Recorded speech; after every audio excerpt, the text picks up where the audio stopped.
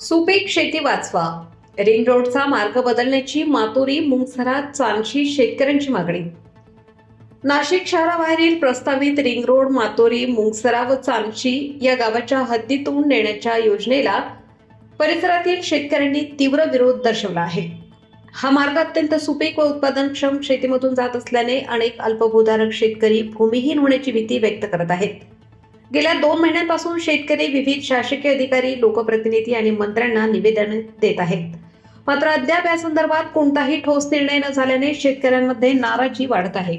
शेतकऱ्यांच्या मते प्रस्तावित रिंग रोड पासून सुमारे 2 किलोमीटर अंतरावर आरपी रोडचा पर्यायी मार्ग उपलब्ध आहे. हा मार्ग डोंगराळ व कमी उत्पादनक्षम जमिनीमधून जात असल्याने रिंग रोड त्या मार्गाने वळवण्याची मागणी करण्यात आली आहे. तसे झाल्यास शेतीचे नुकसान टळेल, तसेच त्या भागाच्या विकासालाही चालना मिळेल असे मत ग्रामस्थांनी व्यक्त केले.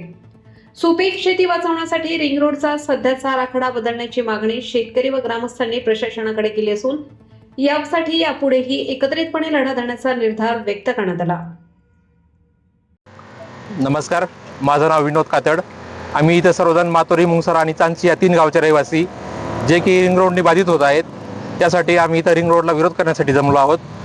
प्रशासनाने आम्हाला कुठल्याही प्रकारे विश्वासात न घेता, शेतकऱ्यांना कुठल्याही फिजिकल नोटीस न देता दररोज उठून काही ना काही माणसं आमच्या शेतात पाठवतात, मोजणीसाठी पाठवतात. आम्हाला खूप त्रास होतो या गोष्टीचा. आमच्या सर्वांचा त्या रिंग रोडला तीव्रपणे विरोध आहे, आमच्या 3ही गावांचा. या रोडमुळे काय काय नुकसान होणार आहे? इथं या साधारण 3 किलोमीटरच्या अलाइनमेंटमध्ये 16 ते 17 घरं, जवळजवळ 12 ते 13 विहिरी आणि 7 ते 8 पाण्याचे बोरवेल आणि प्रचंड प्रमाणात उपजाऊ शेतीचं नुकसान होणार आहे. आणि शहराच्या बाजूने जो रस्ता, लोकांचा विरोध नाही आहे, त्यांचं म्हणणं असं आहे का आम्हाला जर इकडनं रस्ता आला तर उलटं आम्हाला चांगलं भाव येतो जमिनीवर. हो, बरोबर. यासाठी काय मार्ग आहे दुसरा? इथूनच साधारण 2 किलोमीटर अंतरावर एक डोंगराळ भाग पडलेला आमच्या गावचाच येतो, मातोरी गावचा गायरान आहे. त्या गायरानातून जर रस्ता नेला तर तिकडे ती जमीन नापीक आणि डोंगराळ जमीन आहे. तिथून रस्ता नेला तर इथं या सर्व शेतजमिनी वाचतील, सर्वांच्या घरं वाचतील, विहिरी वाचतील. आमचं शेती ही आमची उपजीविकेचं साधन आहे आणि त्या साधनावरच हा रिंग रोड होतोय. जो रस्ता यांचं जे म्हणणं आहे तयार करायचं, त्या किती अंतरावर आहे म्हणे तो रस्ता? साधारण इथून 1 ते 1.5 किलोमीटर अंतरावर आहे फक्त. तुमचं आणि एक म्हणणं प्रशासनाला कळकळीची विनंती आहे की त्या पर्यायी मार्गाचा वापर करून रस्ता जर करता आला तर सर्व शेतकरी वाचतील आणि 2 ते 3 गावांची शेती सुद्धा वाचणार आहे त्यातून. आज या ठिकाणी रिंग रोड संदर्भात जो सतत आज 2 महिन्यापासून जो त्रास होत आहे, आज पण प्रशासनाने मोठ्या प्रमाणात पोलीस, त्याचप्रमाणे MSIDCचे मोजणीचे ऑफिसर्स, तलाठी असतील, सर्कल असतील, महसूलचे बरेचसे कर्मचारी या ठिकाणी उपस्थित करून पुन्हा एकदा शेतकऱ्यांच्या ज्या जमिनी बाधित होत आहेत त्या मोजण्यासाठी परत एकदा प्रयत्न केलेला आहे. माझं स्पष्ट म्हणणं आहे का जर मातोरी, मुंगसरे आणि चांदशी ह्या 3ही गावांचा जर विरोध आहे तर हा विरोध असताना वेळोवेळी सतत हे जे अधिकारी येऊन बळजबरीनं शेतात घुसून ज्या मोजण्या करत आहे या तात्काळ थांबवाव्या.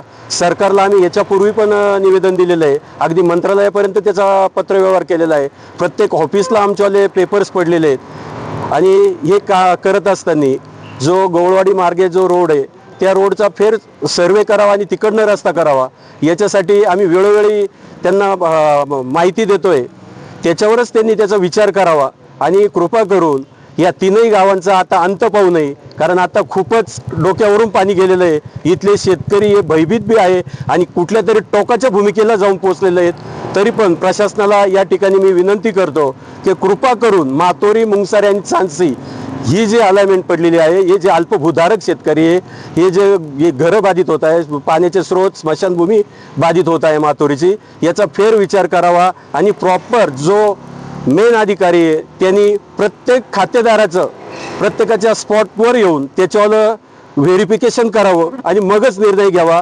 आम्हाला 100% ह्या 3ही गावाला ही अलाइनमेंट मान्य नाही आणि हा रस्ता कोरडवाहू क्षेत्रातून पर्यायी मार्गानेच जावा अशी मी सरकारला या ठिकाणी विनंती करतो. रिंग रोड किसन आडके आमच्या इकडून रस्ता जाऊ नाही, तिकडून जावा डोंगराकडून.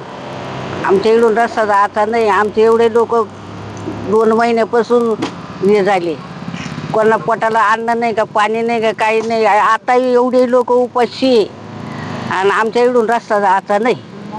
आमची विहीर जाती, घर जातं, सारं जातं. शैलजा साहेबराव आहे. नुकसान भरपूर आहे. एक एक दोन दोन एकर जमीन जर तुम्ही हिसकायला लागले तर कसं व्हायचं शेतकऱ्याचं? मरायचे लक्षण नाही, तुम्ही मारून टाकून राहिले. जो मार्ग आहे कुणीकडं नाही, जवळवाडी त्या मार्गाने तुम्ही मार्ग काढा. कमल धोंडेराम खेरकाडे. आधीचे आम्ही वाघा डॅममध्ये जमीन गेली, भूमीन झालेलं आहे. आणि आता परत डबल भूमीन करू राहिले. रस्ताही गेलाय, इरिक्शा पाटही गेलाय. आणि आता मधून रस्ता काढू राहिले. जिराईचातून रस्ता आहे तो करावा. आम्हाला परत डबल भूमीन करू नये असं. वाघा डॅममध्ये संपूर्ण जमीन जायले, मग या जमिनी घेले. नमस्कार. आज जो रिंग रोडचा विषय चालला आहे, आज 2 ते 3 महिन्यापासून कंटिन्यू आम्ही पाठपुरावा करतो आहे. सर्व बाधित शेतकरी मंगसारा, चांदशी आणि मातुरी या गावचे. तरी या अलाइनमेंटला कोणत्याही प्रकारचा शेतकऱ्यांना याच्यात माहितीत न घेता त्यांनी अलाइनमेंट बनवली काही मूठभर लोकांच्या हितासाठी. आणि इथली जी काही मातुरी, मंगसारा, चांदशी या ठिकाणची जेवढी काही सुपीक जमीन आहे त्या आज सुपीक जमिनीवरतीच त्यांनी घाला घातला. इथं कमीत कमी 15 ते 16 चांगली मोठाले घरं, व्यवसाय, पाण्याचे जे स्रोत आहे, 12 विहिरी आहे, 9 ते 10 बोरवेल्स आहे, इथली मातुरीची स्मशानभूमी आहे. त्याच्यानंतर 5 ते 6 शेतकरी हे भूमिहीन होत आहे. तरी कुठल्याही प्रकारचा सर्वे न करता, कुठल्याही प्रकारची खाली शहानिशा न करता डायरेक्ट रिंग रोडच्या नोटिसा आल्या. रिंग रोडच्या पेपरलाच जे काही सोडल्या नोटिसा त्या सर्व पेपरनीच केल्या गेल्या आहेत. शेतकऱ्यांपर्यंत कुठली आजपर्यंत नोटीस, कागदपत्रे आलेली नाही. आणि आम्ही त्यांना पर्यायी मार्ग म्हणून इकडं गवळवाडी मार्गे पहिला RP प्लॅन होता, त्यानुसार आम्ही त्यांना कंटिन्यू निवेदन देत आहे. कंटिन्यू त्यांना सांगतोय का तुम्ही त्याप्रमाणे करा. जसा सिटी भागामध्ये DPचा वापर केला, DP प्लॅनचा, तसा ग्रामीण भागामध्ये जो RP प्लॅन बनतो त्या RP प्लॅननी सर्व सरकारने विचार केला पाहिजे. आणि तिकडील लोकांनी CMO PMO पर्यंत त्यांनी सगळे निवेदन पाठवले, पत्रव्यवहार केले. तरी त्या पत्रव्यवहारांचे तिकडनं पण रिपोर्ट आले, तरी सरकार त्याच्यावरती कुठल्याही प्रकारचा गांभीर्याने विचार न घेता कंटिन्यू आज 15 ते 20 दिवसापासून जे MSIDC संस्था आहे तिथले काही त्यांची माणसं आहे त्यांना पाठवून मोजणीचा गाठ घालताय. पोलीस प्रशासनाची दमदाटी करून ते पोलीस प्रशासनाला पुढं करून आणि हे जे काही शेतकऱ्यांना दडपशाहीचा हे करताय, तर हा कुठंतरी आळा थांबला पाहिजे. आणि शेतकऱ्यांच्या या ज्या सुपीक जमिनी, घरं, हे काही कुटुंब आज रस्त्यावर येत आहे, उद्ध्वस्त होणारे या रिंग रोड पायी. आज रिंग रोडची काही गरज नसताना इथं 200 फुटावरतीच 26 नंबरचा हायवे झाला आहे, त्याच्या काहीतरी 100 फुटावरतीच परत रिंग रोड जातोय 4 किलोमीटरपर्यंत. मग ही कोणत्या प्रकारे तुम्ही आखणी केली? सारखे सर्व ठिकाणी रस्ते करूनच जर तुम्हाला हे करायचं असेल, प्रगती करायची असेल, तर शेतकरी कधी वाचणार आहे? आज शेतकरी वाचला गेला पाहिजे. आज शेती कमी प्रमाणात होत चालली आहे. बिल्डर लॉबी येते सगळीकडे, नुसतं डेव्हलपच्या नावाखाली पूर्ण सुपीक जमिनींचा ऱ्हास होत आहे.